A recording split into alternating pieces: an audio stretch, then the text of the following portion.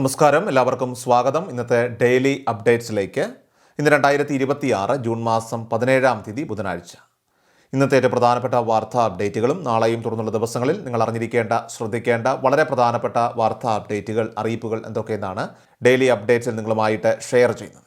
എല്ലാ പ്രേക്ഷകരും പൂർണ്ണമായിട്ട് ഈ അപ്ഡേറ്റുകൾ ശ്രദ്ധിക്കുക. നിങ്ങളെല്ലാവരും വീഡിയോ ഒന്ന് ലൈക്ക് ചെയ്ത് എല്ലാ പ്രേക്ഷകരിലേക്കും വാർത്തകൾ ഷെയർ ചെയ്യുവാനും മറക്കരുത്. നമ്മുടെ ചാനൽ സബ്സ്ക്രൈബ് ചെയ്യുക. അതോടൊപ്പം തന്നെ നമ്മുടെ വാട്സപ്പ് ഗ്രൂപ്പിൽ ജോയിൻ ചെയ്യുക. വാർത്തകളും അറിയിപ്പുകളും എല്ലാ ദിവസവും കൃത്യമായി നിങ്ങൾക്ക് വാട്സപ്പ് ഗ്രൂപ്പിൽ ലഭ്യമാകുന്നതാണ്. വാട്സപ്പ് ഗ്രൂപ്പിൻ്റെ ലിങ്ക് വീഡിയോയുടെ ഡിസ്ക്രിപ്ഷനിൽ തരുന്ന കമൻറ്റിൽ നൽകിയിട്ടുണ്ട്. എല്ലാ പ്രേക്ഷകരും മറക്കാതെ ഏതെങ്കിലും ഒരു ഗ്രൂപ്പിൽ ജോയിൻ ചെയ്യുക. ഏറ്റവും ആദ്യത്തെ പ്രധാനപ്പെട്ട വാർത്താ അപ്ഡേറ്റ്, ഓപ്പറേഷൻ തൂഫാനിലൂടെ 10 കോടി രൂപ വിലമതിക്കുന്ന ലഹരി വസ്തുക്കൾ പിടികൂടിയെന്ന് ആഭ്യന്തരമന്ത്രി രമേശ് ചെന്നിത്തല. പദ്ധതി ആരംഭിച്ച് 15 ദിവസം പൂർത്തിയാകുമ്പോൾ 2575 കേസുകൾ രജിസ്റ്റർ ചെയ്യുകയും 2778 പേരെ അറസ്റ്റ് ചെയ്യുകയും ചെയ്തതായിട്ട് അദ്ദേഹം പറഞ്ഞു. ഓപ്പറേഷൻ തൂഫാൻ ഇനിയും വിപുലപ്പെടുത്തുമെന്നും രമേശ് ചെന്നിത്തല വ്യക്തമാക്കി. കേന്ദ്ര ഏജൻസികളിൽ നിന്ന് ഓപ്പറേഷന് വലിയ പിന്തുണയാണ് ലഭിച്ചിട്ടുള്ളത്. തൂഫാൻ സ്ട്രൈക്സ്, തൂഫാൻ വാരിയേഴ്സ്, തൂഫാൻ കെയർ എന്നിങ്ങനെ 3 ഘട്ടങ്ങളിലായിരിക്കും പദ്ധതി ഇനി മുന്നോട്ട് കൊണ്ടുപോവുകയെന്നും ആഭ്യന്തരമന്ത്രി കൂട്ടിച്ചേർത്തു. അടുത്ത പ്രധാനപ്പെട്ട വാർത്താ അപ്ഡേറ്റ്, ഗുണനിലവാരമില്ലാത്ത മരുന്നുകളുടെ നിർമ്മാണവും അനിയന്ത്രിതമായിട്ടുള്ള ഉപയോഗവുമൊക്കെ തന്നെ രാജ്യത്ത് വലിയ ആശങ്കകൾക്ക് വഴിവെച്ച പശ്ചാത്തലത്തിൽ പൊതുജനാരോഗ്യ സുരക്ഷ മുൻനിർത്തിക്കൊണ്ട് കേന്ദ്ര ആരോഗ്യ കുടുംബക്ഷേമ മന്ത്രാലയം വിപ്ലവകരമായിട്ടുള്ള ഒരു നിയമ ഭേദഗതി നടപ്പിലാക്കിയിരിക്കുകയാണ്. മധ്യപ്രദേശിലും രാജസ്ഥാനിലും കഫ് സിറപ്പുകളുടെയൊക്കെ തന്നെ ഉപയോഗത്തെ തുടർന്ന് കുട്ടികൾ മരണപ്പെട്ട ദൗർഭാഗ്യകരമായിട്ടുള്ള സംഭവങ്ങളാണ് മരുന്നുകളുടെ സുരക്ഷാ മാനദണ്ഡങ്ങളെക്കുറിച്ചും വിപണിയിലെ മേൽനോട്ടത്തെക്കുറിച്ചുമൊക്കെ തന്നെ പുനർചിന്തനം നടത്താനായിട്ട് സർക്കാരിനെ പ്രേരിപ്പിച്ചത്. ഇതിൻ്റെ ഭാഗമായി ഡ്രഗ്സ് നിയമങ്ങളിലെ ഷെഡ്യൂൾ കെ പ്രകാരം സിറപ്പുകൾക്ക് നൽകിയിരുന്ന പ്രത്യേക ഇളവുകൾ പൂർണ്ണമായിട്ടും നീക്കം ചെയ്തുകൊണ്ട് മന്ത്രാലയം വിജ്ഞാപനം പുറപ്പെടുവിച്ചിരിക്കുകയാണ്. കഴിഞ്ഞ വർഷം ഡിസംബറിൽ തയ്യാറാക്കിയ കരട് നിർദ്ദേശത്തിന്മേൽ പൊതുജനങ്ങളിൽ നിന്നും വിദഗ്ധരിൽ നിന്നുമൊക്കെ തന്നെ സ്വീകരിച്ച അഭിപ്രായങ്ങളൊക്കെ തന്നെ ആഴത്തിൽ പരിശോധിച്ച ശേഷമാണ് ഈ നിർണായക തീരുമാനം കേന്ദ്രം കൈക്കൊണ്ടിരിക്കുന്നത്. പുതിയ നിയമം പ്രാബല്യത്തിൽ വരുന്നതോടുകൂടി രാജ്യത്തുടനീളമുള്ള ഫാർമസികളിൽ കഫ് സിറപ്പുകൾ ഉൾപ്പെടെയുള്ള എല്ലാത്തരം സിറപ്പ് മരുന്നുകളുടെയും നേരിട്ടുള്ള ഓവർ ദി കൗണ്ടർ വിൽപ്പന പൂർണ്ണമായിട്ടും അവസാനിക്കും. ഇനി മുതൽ ഇത്തരം മരുന്നുകളൊക്കെ തന്നെ വാങ്ങണമെങ്കിൽ രജിസ്റ്റർ ചെയ്ത ഒരു മെഡിക്കൽ പ്രാക്ടീഷണറുടെ സാധുവായിട്ടുള്ള പ്രിസ്ക്രിപ്ഷൻ നിർബന്ധമായിട്ടും ഹാജരാക്കേണ്ടതുണ്ട്. സിറപ്പുകളുടെ നിർമ്മാണം, വിതരണം, വിപണനം എന്നിവയെ കർശനമായിട്ടുള്ള ഒരു നിയന്ത്രണ ചട്ടക്കൂടിന് കീഴിൽ കൊണ്ടുവരുന്നതിലൂടെ വ്യാജവും ഗുണനിലവാരമില്ലാത്തതുമായിട്ടുള്ള മരുന്നുകളുടെയൊക്കെ തന്നെ വ്യാപനം തടയാനും സ്വയം ചികിത്സ മൂലമുണ്ടാകുന്ന ആരോഗ്യ പ്രശ്നങ്ങളൊക്കെ ഒരു പരിധിവരെ ഇല്ലാതാക്കാനും ഈ നിയമപരമായിട്ടുള്ള ഇടപെടലിലൂടെ സാധിക്കുമെന്നാണ് വിലയിരുത്തപ്പെടുന്നത്. അടുത്ത പ്രധാനപ്പെട്ട വാർത്താ അപ്ഡേറ്റ്, ഡ്രൈവിംഗ് ടെസ്റ്റിൽ മാറ്റം വരുത്തി മോട്ടോർ വാഹന വകുപ്പ്. ഇനി മുതൽ LMV ടെസ്റ്റിൽ എടുക്കുമ്പോൾ പിൻ ക്യാമറയിൽ നോക്കാം. മുൻപ് കണ്ണാടിയിൽ മാത്രം നോക്കാനായിരുന്നു അനുമതി. കേന്ദ്ര മോട്ടോർ വെഹിക്കിൾ നിയമത്തിലുള്ള മാറ്റമാണ് കേരളത്തിലും നടപ്പിലാക്കുന്നത്. മുൻപ് കണ്ണാടിയിൽ നോക്കി മാത്രമേ ടെസ്റ്റ് പാടുള്ളൂ. റിയർ വ്യൂ ക്യാമറകളുമായാണ് പല പുതിയ വാഹനങ്ങളും ഇപ്പോൾ ഇറങ്ങുന്നത്.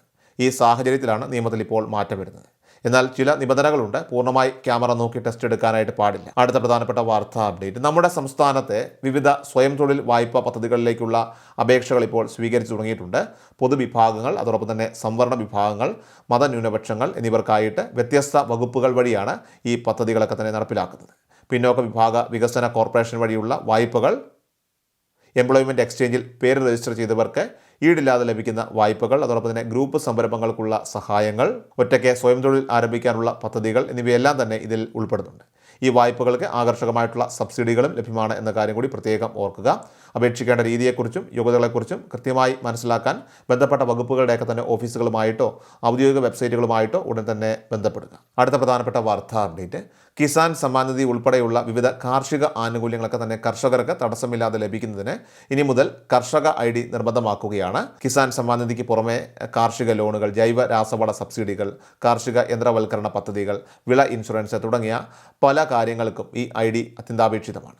അതുകൊണ്ട് തന്നെ എല്ലാ കർഷകരും ഇത് എടുക്കേണ്ടത് നിർബന്ധമാണ്.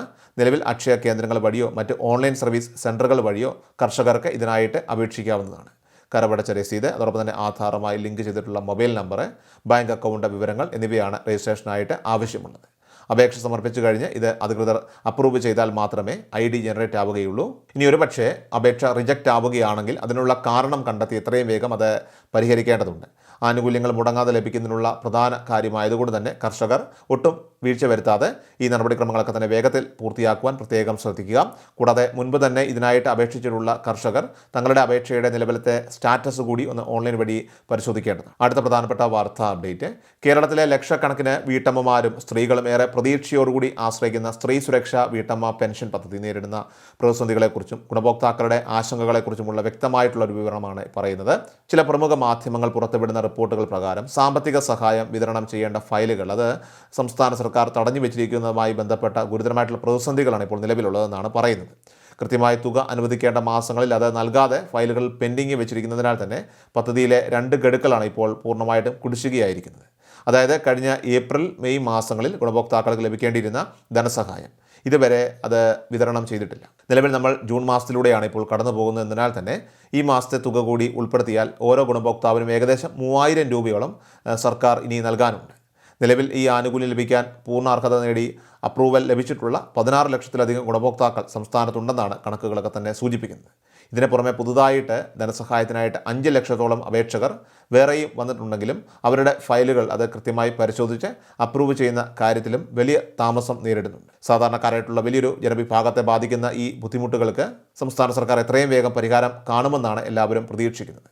ഈ വരുന്ന ജൂൺ മാസം 19-ാം തീയതി വെള്ളിയാഴ്ച അവതരിപ്പിക്കാനിരിക്കുന്ന സംസ്ഥാന ബജറ്റിൽ ഈ പദ്ധതിയെക്കുറിച്ച് പ്രത്യേക പരാമർശങ്ങൾ ഉണ്ടാകുമെന്നും കുടിശ്ശിക തീർക്കാനും പുതിയ അപേക്ഷകൾ വേഗത്തിൽ പാസ്സാക്കാനുമുള്ള കൃത്യമായ പ്രഖ്യാപനങ്ങളൊക്കെ തന്നെ ഉണ്ടാകുമെന്നും ജനങ്ങൾ ഏറെ പ്രതീക്ഷയോടെയാണ് ഇപ്പോൾ കാത്തിരിക്കുന്നത്. അടുത്ത പ്രധാനപ്പെട്ട വാർത്താ അപ്ഡേറ്റ്, വരുന്ന ജൂൺ 19-ാം തീയതി അവതരിപ്പിക്കുന്ന സംസ്ഥാന ബജറ്റിൽ ആദ്യ ബജറ്റോടെ പെൻഷൻ വിതരണത്തിലും പുതിയ പരിഷ്കാരങ്ങൾ, ക്ഷേമ പെൻഷൻ വിതരണത്തിൽ പുതിയ പരിഷ്കാരങ്ങളിലും കൃത്യമായിട്ടുള്ള തീരുമാനമുണ്ട്. നിലവിലെ UDFന്റെ ഭരണകാലാവധി തീരുന്നതിനകം തന്നെ പെൻഷൻ തുക അത് 3000 രൂപയാക്കി ഘട്ടം ഘട്ടമായിട്ട് ഉയർത്തുക എന്ന ലക്ഷ്യത്തോടെ ഇപ്പോഴുള്ള 2000 രൂപയിൽ നിന്നും ഇത്തവണ ഒരു 200 രൂപയുടെയെങ്കിലും വർധനവ് വരുത്താൻ സർക്കാർ ആലോചിക്കുന്നുണ്ട്. ബജറ്റ് പ്രഖ്യാപനങ്ങൾക്ക് ശേഷമേ മാസാവസാനമുള്ള പെൻഷൻ വിതരണത്തിൻ്റെ കാര്യത്തിൽ അന്തിമ തീരുമാനമുണ്ടാവുകയുള്ളൂ. കൂടാതെ സർക്കാരിൻ്റെ ഔദ്യോഗിക തിരക്കുകൾ കാരണം സാധാരണ ജൂണിൽ നടക്കാറുള്ള വാർഷിക മസ്റ്ററിംഗ് ഇത്തവണ ജൂലൈ, ഓഗസ്റ്റ് മാസങ്ങളിലേക്ക് നീളാനും സാധ്യതയുണ്ട്. ഇതിനെല്ലാം പുറമെയായിട്ട് വിധവാ പെൻഷനും അതോടൊപ്പം തന്നെ അവിവാഹിത പെൻഷനും വാങ്ങുന്നവർ അടിയന്തരമായി തന്നെ ശ്രദ്ധിക്കേണ്ട ഒരു പ്രധാന കാര്യമുണ്ട്. തങ്ങൾ പുനർവിവാഹം ചെയ്തിട്ടില്ലെന്ന് തെളിയിക്കുന്ന നോൺ റീമാരേജ് സർട്ടിഫിക്കറ്റ്, അതുപോലെ നിങ്ങളുടെ ആധാറിൻ്റെ കോപ്പി ഇത് സഹിതം ജൂൺ 30-നകം അതായത് പഞ്ചായത്ത് അല്ലെങ്കിൽ മുനിസിപ്പാലിറ്റി ഓഫീസുകളിൽ സമർപ്പിക്കേണ്ടതാണ്. നിശ്ചിത സമയത്തിനകം തന്നെ ഇത് നൽകാത്തവരുടെയൊക്കെ തന്നെ പെൻഷൻ ആനുകൂല്യങ്ങൾ ജൂലൈ മാസം മുതൽ പൂർണ്ണമായിട്ടും റദ്ദാക്കുമെന്ന കാര്യം കൂടി പ്രത്യേകം ഓർക്കുക. ഏറ്റവും അവസാനമായിട്ട് സംസ്ഥാനത്തെ സ്വർണ്ണവില പരിശോധിച്ചാൽ സംസ്ഥാനത്ത് കഴിഞ്ഞ ദിവസം വർധനവുമായെത്തിയ സ്വർണ്ണവിലയിൽ ഇടിവ്.